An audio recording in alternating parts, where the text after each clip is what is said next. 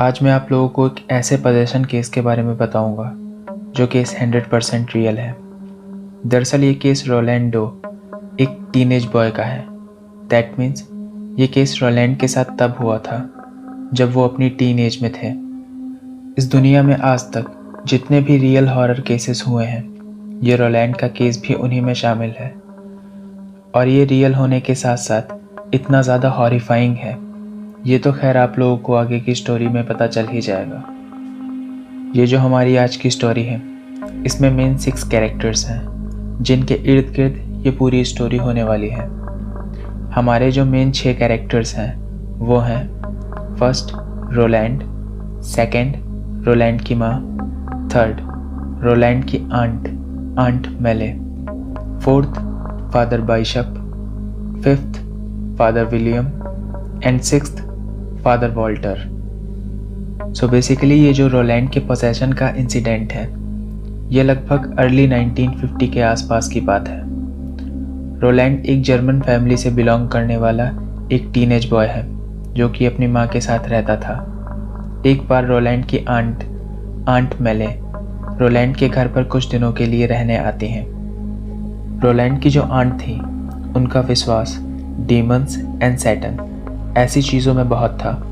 वो अक्सर ही ऐसे लोगों से बात करने की कोशिश करती रहती जो लोग अब इस दुनिया में नहीं हैं, जो लोग मर चुके हैं। रोलैंड की अपनी आंट के साथ बहुत बनती थी क्योंकि उसकी आंट उसे हमेशा ही ऐसी भूत प्रेत की बातें बताया करती थी। और जब भी रोलैंड की आंट रोलैंड के घर पे आती, तब रोलैंड हमेशा सारा दिन अपनी आंट के साथ ही रहता, उनके साथ ही खेलता रहता।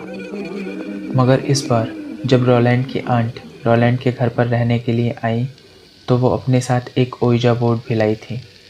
ओइजा बोर्ड दरअसल ये एक बहुत ही ख़तरनाक गेम है। आप इसके ज़रिए ऐसे लोगों से बात कर सकते हैं जो कि अब इस दुनिया में नहीं हैं, जो लोग मर चुके हैं। ओइजा बोर्ड की मदद से आप आत्माओं से बात कर सकते हैं। ओइजा बोर्ड गेम लोग इसीलिए खेलते थे, या लोग इसका इस्तेमाल इसीलिए करते थे ताकि वो लोग अपने उन फैमिली मेम्बर्स, उनकी आत्माओं से बात कर पाएँ जो कि अब इस दुनिया में नहीं हैं, जो मर चुके हैं। रोलैंड की आंट और रोलैंड सारा दिन और इवन देर रात तक भी ये ओइजा बोर्ड गेम खेलते रहते हैं। रोलैंड की माँ रोलैंड को ये ओइजा बोर्ड गेम खेलने से इसलिए नहीं रोकती थी क्योंकि उन्हें लगता था कि ये बस बच्चों का दिल बहलाने वाला एक गेम है, इससे ज़्यादा कुछ नहीं। पर उन्हें ये नहीं पता था कि ओइजा बोर्ड गेम बिल्कुल सच है और आगे भविष्य में उनको इसी गेम की वजह से क्या क्या सहना पड़ेगा। रोलैंड और उसकी आंट ने ओइजा बोर्ड के ज़रिए एक ऐसी बुरी आत्मा से अनजाने में संपर्क बना लिया था जो बहुत बुरी होने के साथ साथ बहुत ज़्यादा पावरफुल भी थी। मगर ये बात रोलैंड की आंट को शुरुआत में नहीं मालूम चलती है और ये दोनों हर रोज़ इस गेम को खेलकर उस बुरी आत्मा से बने हुए संपर्क को मजबूत करते रहते हैं। अब धीरे धीरे ये बुरी आत्मा इस फैमिली को परेशान करना शुरू करती है। एक दिन रात के वक्त जब ये लोग सो रहे होते हैं, तब एकदम से पानी की बूंदें गिरने की आवाज़ पूरे घर में सुनाई देने लगती है। और ये जो बूंदें गिरने की आवाज़ थी, ये इतनी तेज़ सुनाई दे रही थी कि फैमिली के लोग ये चेक करने के लिए उठ जाते हैं कि ये बूंदें गिरने की आवाज़ कहाँ से आ रही है। रोलैंड की माँ लीकेज पॉइंट ढूंढने के लिए बाथरूम में जाकर देखती हैं, तो उन्हें वहाँ कोई भी लीकेज पॉइंट नहीं मिलता। और ऐसे ही हर गुजरते दिन के साथ रोलैंड के घर में भूतिया हरकतें तेज़ होती जा रही थी। इन सब चीज़ों को देखकर रोलैंड की आंट समझ जाती हैं कि इस घर में कोई चक्कर है। और बस इसी के बाद रोलैंड की आंट रोलैंड के घर को छोड़कर वापस चली जाती हैं।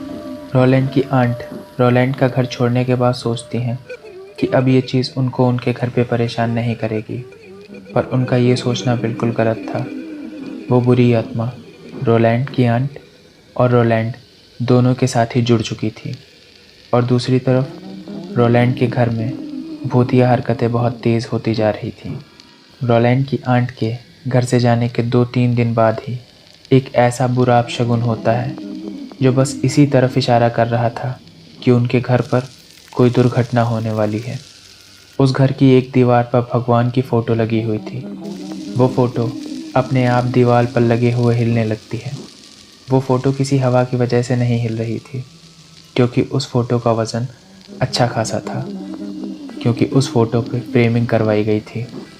उस फ़ोटो को ऐसे हिलता देख रोलैंड और उसकी माँ काफ़ी डर जाते हैं और उसी वक्त उनके घर पे एक कॉल आता है।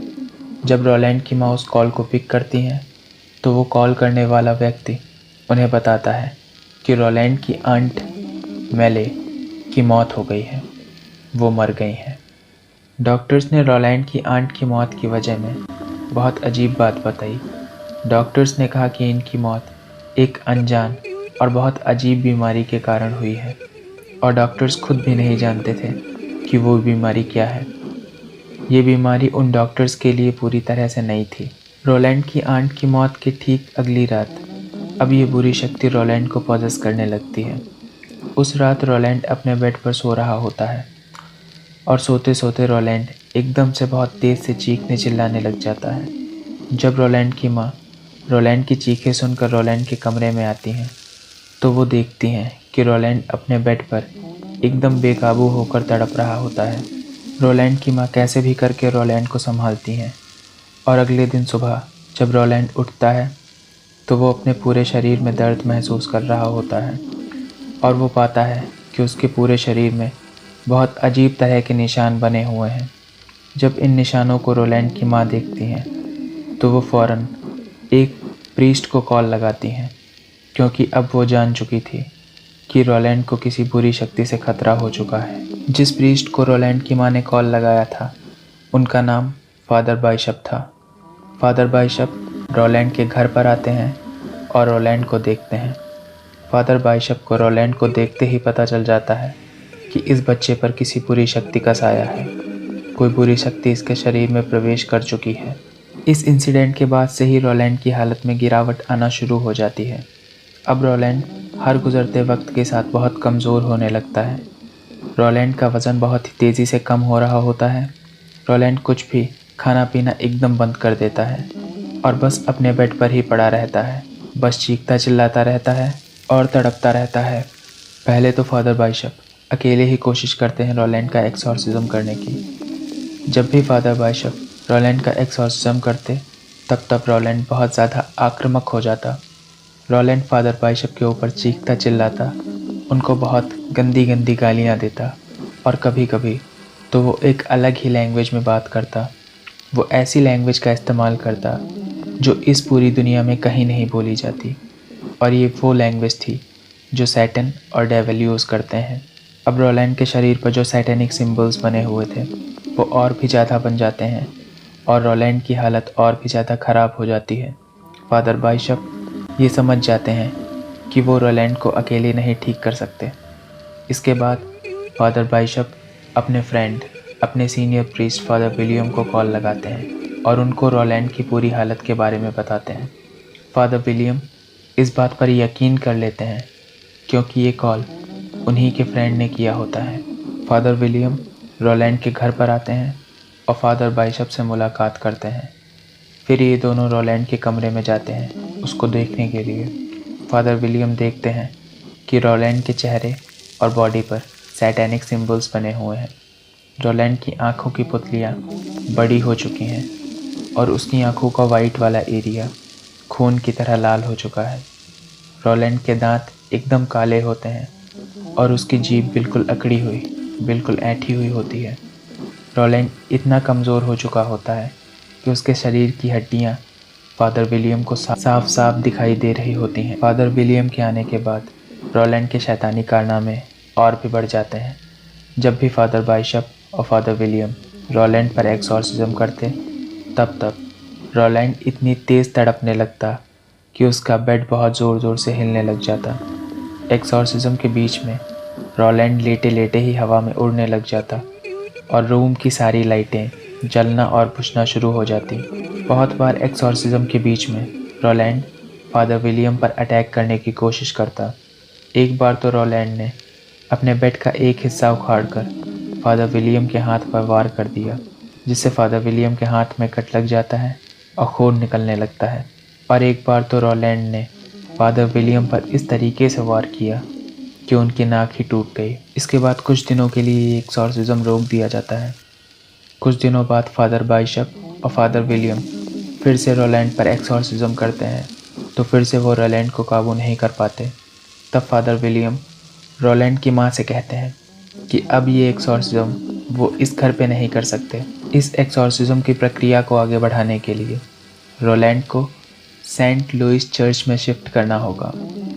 फिर रोलैंड को इस चर्च में शिफ्ट किया जाता है, जहाँ और भी प्रीस्ट फादर बाइशप और फादर विलियम की हेल्प करने के लिए आ जाते हैं। जो प्रीस्ट की टीम रोलैंड पर एक्सॉर्सिज्म कर रही थी, उसमें से एक प्रीस्ट का नाम फादर वॉल्टर था। फादर वॉल्टर काफ़ी यंग थे, उनके पास ज़्यादा एक्सपीरियंस नहीं था, इसलिए फादर वॉल्टर को इस एक्सॉर्सिज्म में पार्ट लेने नहीं दिया जाता है, क्योंकि उनकी उम्र काफ़ी कम थी। सीनियर प्रीस्ट ने फादर वॉल्टर को ऑर्डर दिया था कि इस एक्सॉर्सिज्म के दौरान जो कुछ भी हो रहा है, जो कुछ भी प्रीस्ट कर रहे हैं और जो कुछ भी रोलैंड कर रहा है, वो सब एक कॉपी में डिटेल में लिखते जाएं, ताकि इस कॉपी से आगे प्रीस्ट को मदद मिल सके। एक्सॉर्सिज्म के दौरान रोलैंड हवा में तैरने लग जाता है और अपने दोनों हाथ खोलकर सीधा हवा में जीसस क्राइस्ट के जैसे खड़ा हो जाता है। रोलैंड उन प्रीस्ट को सैटेनिक लैंग्वेज में गालियाँ देता है। कभी रोलैंड अपने बेड को ज़ोर ज़ोर से हिलाने लगता, तो कभी वो किसी रबर बॉल की तरह लेटे लेटे उछलता और गिर पड़ता। वो हवा में बहुत ऊंचाई तक जाता और ज़मीन पे बहुत ज़ोर से गिर पड़ता, और ऐसा रोलैंड के साथ बार बार हो रहा था। जब प्रीस्ट एक्सॉर्सिज्म के दौरान जीसस क्राइस्ट की बाइबल पढ़ते, उस वक्त रोलैंड बहुत ज़ोर ज़ोर से चीखते हुए अपनी सैटेनिक बाइबल पढ़ने लगता। ये सब देखकर वो सारे प्रीस्ट भी बहुत बुरी तरीके से घबरा जाते हैं। कुछ दिनों तक ऐसा ही चलता है। रोलैंड बहुत ज़ोर ज़ोर से गिरता पड़ता, प्रीस्ट अपनी बाइबल पढ़ते, रोलैंड अपनी कर्स्ड सैटानिक बाइबल पढ़ता। एक बार रोलैंड एक प्रीस्ट से एक पेपर और एक पेन मांगता है। प्रीस्ट उसको पेन और पेपर दे देते हैं। फिर रोलैंड उस पेपर पे लिखता है कि मैं ही शैतान हूँ और आने वाले 10 दिनों में मैं तुम लोगों को इसका साइन दे दूँगा। अब एक्सॉर्सिज्म में एक रूल होता है कि एक्सॉर्सिज्म करने वाला प्रीस्ट शैतान से बात नहीं कर सकता। इसीलिए उन फादर ने रोलैंड से ये नहीं पूछा कि तुम क्या साइन दिखाओगे। और 10 दिनों के बाद रोलैंड के सीने पर एक सैटेनिक सिंबल, एक स्टार बन जाता है, जिससे ये बात बिल्कुल साफ हो जाती है कि रोलैंड के अंदर सेटन ही है, कोई और नहीं। कुछ दिनों बाद जब सारे प्रीस्ट को लगता है कि एक्सॉर्सिज्म से रोलैंड के ऊपर कुछ भी असर नहीं हो रहा, सारे प्रीस्ट एक्सॉर्सिज्म की जगह रोलैंड पर बैप्टिज़म की प्रक्रिया स्टार्ट करते हैं। बैप्टिज़म में क्या होता है कि ये बिल्कुल एक्सॉर्सिज्म की तरह ही होता है, मगर इसमें प्रीस्ट बाहर से कुछ भी नहीं करते, बल्कि इसमें इंसान की बॉडी में किसी अच्छी आत्मा को डाल दिया जाता है। फिर वो अच्छी आत्मा उस बुरी आत्मा से फाइट करती है उस इंसान के शरीर के अंदर। बाहर से सिर्फ प्रीस्ट उस अच्छी आत्मा की पावर बढ़ाने के लिए पॉजिटिव बातें, अच्छी बातें ही करते हैं और गॉड से प्रे करते हैं। बैप्टिज़म के दौरान सारे प्रीस्ट मिलकर रोलैंड के शरीर में एक अच्छी आत्मा डाल देते हैं ताकि वो उस शैतान से लड़ सके। इसके बाद सारे प्रीस्ट रोलैंड के सामने बैठकर अच्छी बातें करते हैं और गॉड से प्रे करते हैं उस अच्छी आत्मा को और भी ज़्यादा पावरफुल बनाने के लिए। अब रोलैंड के शरीर में 2 आत्माएं थीं, अच्छी और बुरी, और दोनों ही आपस में लड़ रही थीं, जिससे रोलैंड को और भी ज़्यादा तकलीफ़ हो रही थी। कभी रोलैंड अच्छी बातें करने लग जाता उन प्रीस्ट के साथ मिलकर, और कभी रोलैंड एकदम से ही ख़राब घिनौनी बातें करने लग जाता और उन प्रीस्ट को गालियाँ देने लग जाता। कुछ देर बाद बहुत ही ज़ोर का एक विस्फोट होता है और उस रूम की सारी लाइटें बंद हो जाती हैं और रोलैंड एकदम शांत होकर बिल्कुल अपने बेड पर गिर जाता है। इस विस्फोट की आवाज़ इतनी तेज़ थी कि इसको पूरे चर्च ने सुना था। फिर जैसे तैसे करके उस रूम में मोमबत्तियाँ जलाई जाती हैं। उस मोमबत्ती की रोशनी में सारे प्रीस्ट देखते हैं कि रोलैंड अपने बेड पर पड़ा हुआ है और पास की एक खिड़की खुली हुई है और रोलैंड के चेस्ट पर कैपिटल और बोल्ड लेटर्स में बड़ा बड़ा एग्जिट लिखा हुआ है। इसका मतलब है कि अब वो बुरी आत्मा रोलैंड की बॉडी से जा चुकी है। रोलैंड पूरी तरह से ठीक हो चुका है। इसके बाद सारे प्रीस्ट गॉड को थैंक्स कहते हैं और एक दूसरे को मुबारकबाद देते हैं कि उन लोगों ने मिलकर गॉड की मदद से एक 13 साल के बच्चे रोलैंड को बचा लिया था। अब इसके बाद फादर वॉल्टर, जिनको सीनियर प्रीस्ट ने ऑर्डर दिया था कि वो इस एक्सॉर्सिज्म में पार्ट नहीं लेंगे, बस एक कॉपी में इसका पूरा रिकॉर्ड तैयार करेंगे। फादर वॉल्टर फादर बाइशप के पास जाते हैं उस वक्त का रिकॉर्ड बनाने के लिए जब फादर बाइशप अकेले ही रोलैंड का एक्सॉर्सिज्म कर रहे थे। फादर बाइशप फादर वॉल्टर को बताते हैं कि कैसे एक बार रोलैंड का एक्सॉर्सिज्म करते वक्त रोलैंड ने फादर बाइशप को इतनी ज़ोर से धक्का मारा कि वो कई फीट दूर जाके गिरे थे। फादर बाइशप बताते हैं कि ये धक्का किसी 13 साल के बच्चे का नहीं लग रहा था, बल्कि किसी वयस्क आदमी के द्वारा दिया गया लग रहा था। ऐसे ही सारी घटना फादर बाइशप फादर वॉल्टर की रिकॉर्ड कॉपी में दर्ज करवा देते हैं। फिर फादर वॉल्टर फादर विलियम के पास जाते हैं उनसे सारी बात जानने के लिए। फिर फादर वॉल्टर सारी बात रिकॉर्ड कॉपी में दर्ज कर देते हैं। इसके बाद रोलैंड फिर से एक नॉर्मल लाइफ जीने लगता है। ये पूरा एक्सॉर्सिज्म कुल 28 दिनों तक चला था एंड इसको लाइव देखने वाले कुल 48 लोग थे, जिन लोगों में से अब कोई भी जीवित नहीं बचा हुआ है आज की डेट में। बहुत दिनों तक एक्सॉर्सिज्म के बाद भी रोलैंड का असली नाम लोगों को नहीं बताया गया था, ताकि लोग रोलैंड से ये सब बार बार पूछकर उसे परेशान न कर सकें। सो ये थी पूरी story, the exorcism of Roland Doe. मैं आपको ये बता दूं कि ये एक सच्ची घटना है और ऐसा माना जाता है कि रोलैंड आज भी अमेरिका में कहीं रहता है और अब वो बच्चा काफ़ी बूढ़ा हो चुका है। मेरा ये मानना है कि आपको कभी भी आत्माओं से बात करना, वो भी ओइजा बोर्ड के ज़रिए, इसकी कोशिश कभी भी नहीं करनी चाहिए। इन सब चीज़ों से दूर रहना चाहिए, चाहे आप इन चीज़ों को मानते हो या चाहे आप इन चीज़ों को नहीं मानते हो। रोलैंड ने अपनी आंट के साथ ओइजा बोर्ड को खेला था और इसकी कीमत उन दोनों को ही चुकानी पड़ी। सो अब आज की स्टोरी यहीं पर ख़त्म करते हैं और अगर ये स्टोरी पसंद आई तो इस वीडियो को लाइक करके चैनल भी सब्सक्राइब कर लेना आगे और भी ऐसी ही वीडियोस देखने के लिए। और एक बार इस चैनल पे विज़िट करके प्लेलिस्ट सेक्शन ज़रूर चेक कर लेना, शायद उन प्लेलिस्ट में आपको आपका मनपसंद कंटेंट भी मिल जाए। Good bye.